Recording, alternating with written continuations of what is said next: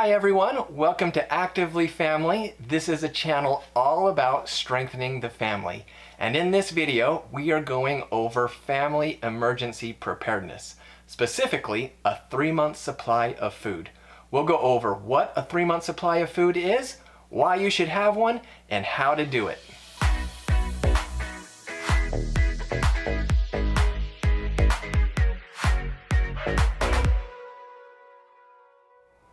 First things first, what is a 3-month supply of food? A 3-month supply of food is a supply of food items that you regularly rotate through that can last your family for 3 months. Basically all it is having a really stocked pantry. Your 3-month supply of food is referred to as a short-term supply of food. Before moving on, let me explain the difference between a short-term supply of food and a long-term supply of food. Your long-term supply of food consists of basic food staples like wheat, rice, and beans. These items are specially packaged to last a really long time, typically 30 years or more, and these items are sitting there as a backup plan in case you need it. Ideally, your long-term supply of food will last your family for a full year. In contrast, a 3-month supply of food consists of food that is part of your normal, everyday diet. These food items are not specially packaged, it's just packaged the way you buy it at the grocery store.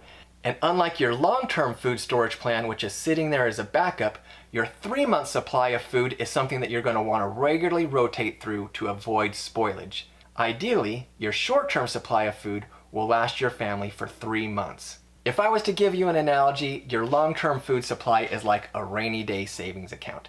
You don't want to be making a withdrawal unless you really need it. Your short-term food supply is like your checking account. You're constantly making withdrawals, you're constantly making deposits, and you want to maintain a sufficient balance. I'll link a video above all about getting a long-term supply of food. Okay, now that you know what a 3-month supply of food is, let's talk about why it's a really good idea to get one. First of all, it'll save you a ton of time. Before we got a 3-month supply of food, or in other words, before we kept a stocked pantry, it seems like we were running to the grocery store every other day for something that we had forgot or that we had run out of. But now that we have a 3-month supply of food, we're only going once a week to the grocery store to pick up those perishable food items like vegetable, fruits, milk, and eggs, and maybe once a month to like a Costco to pick up those non-perishable food items. This has saved us a ton of time.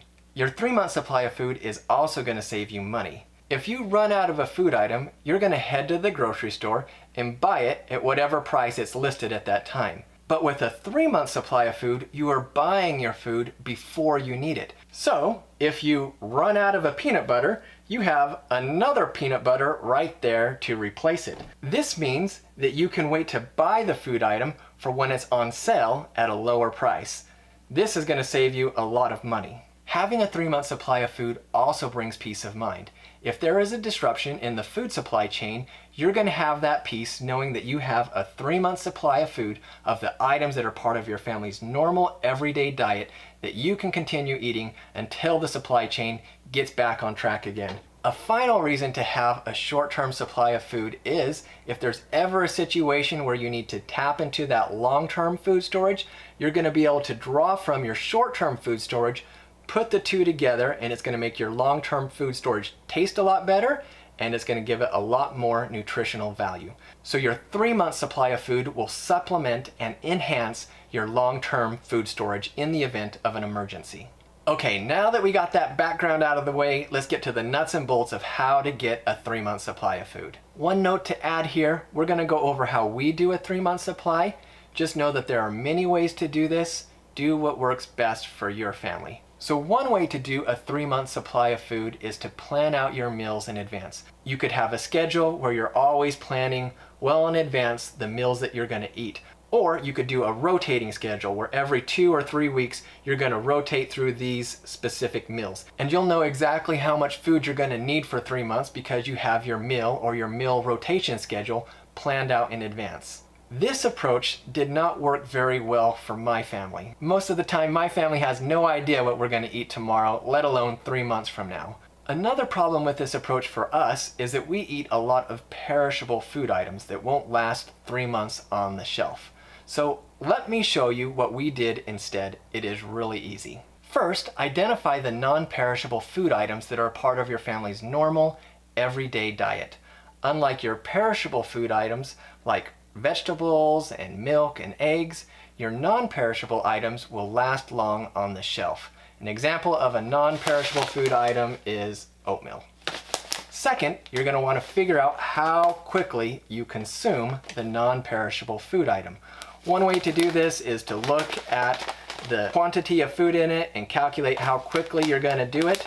So for example, this has 15 cups of oatmeal in it, and we eat 2 cups of oatmeal a week, so each bag is going to last us about 2 months. But a simpler way that we've found to estimate how quickly we go through a food item is, if we're unsure how quickly we go through a food item, we'll just write the date with a Sharpie on the back of the product, and then when we use it up, before we throw the bag away, we'll see, oh, we go through this every couple of months based upon the date that we brought it home.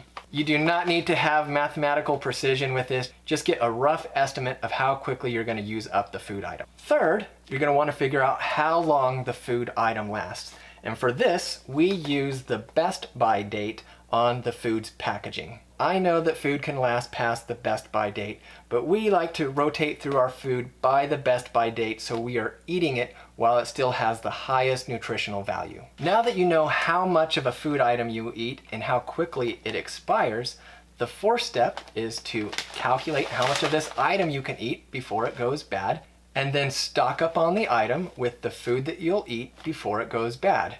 In other words, don't just buy enough of the food item to last for 3 months. Instead, buy as much as you'll need and that you'll eat up before the best buy date. The reason why you're going to want to get more than 3 months of these food items that last longer than 3 months is to make up for the perishable food items that are part of your diet that you can't store as long on the shelf. That way, if there's a disruption in the food supply and you can't run to the grocery store to pick up those perishable food items, your 3-month supply of food will actually last you 3 months. For the final step in the process, when you've used up a food item, restock it, preferably when it's on sale. Doing this will keep your pantry always stocked up. So let me show you how this works for us. Here is our oatmeal container, and then we have 3 backup oatmeals. Technically, we probably could do a 4th bag of oatmeal because it lasts for about a year and we would go through 4 in a year. But our shelf space only gives us space for 3, and that is fine. This is enough oatmeal. So when we use up the oatmeal in this container, we're going to take 1 bag and we will dump it in here. And that is going to leave an opening on the shelf. And next time we are at Costco, we will pick up one of these. One thing to note here is we don't really create big, long shopping lists. Everything has a place in our pantry, and so you can just look right here at the pantry and see, oh, there should be a 3rd bag of oatmeal here. Go replace it, and then when we get it, we will put that 3rd bag right here in the back and move everything forward so that the newest one is the back and the oldest one is up here in the front. Here's another example with our peanut butter. We like to have 3 levels deep of peanut butter. They come in those double packages that you get from Costco. And we are doing a little bit of an experiment on this one. You can see we have the date written here on top just so we can gauge how quickly we go through a whole set of 6. Let me just show you one more example. Here are buckets that we use. We love using a 5-gallon bucket with a Gamma Seal lid. It is super easy to take on and off. And what we use these buckets for are our staple food items. We use these buckets to store rice, beans, sugar, flour, and wheat. We also have a backup bucket.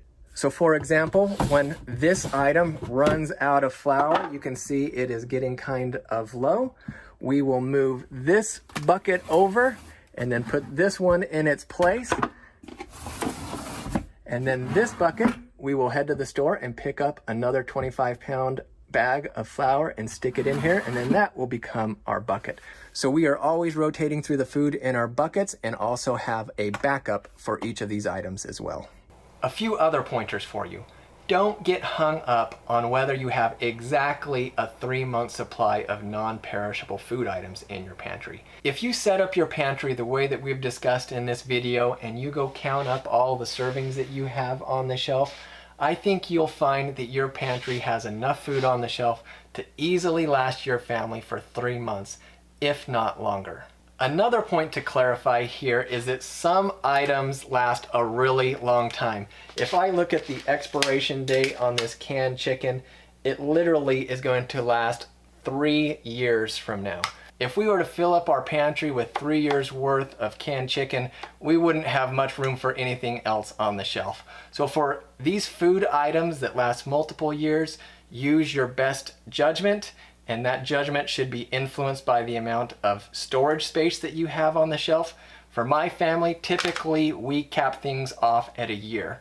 So we would buy up enough canned chicken to last our family for 1 year, even though these canned chickens last for 3 years. Another note to make here is it is a good idea to incorporate the same food items that are in your long-term food storage into your short-term food storage. I'm not using the cans of rice in my long-term food storage in my short-term food storage. I'm buying a 25-pound bag of rice at Sam's Club at a much cheaper price than if I was buying 25 pounds of rice packaged in cans. But I'm still incorporating the food items, that is rice, wheat, beans, and oats, into my normal everyday diet. It's a good idea to incorporate at least some amount of the food items from your long-term food storage into your short-term food storage. So 1, you know how to cook it.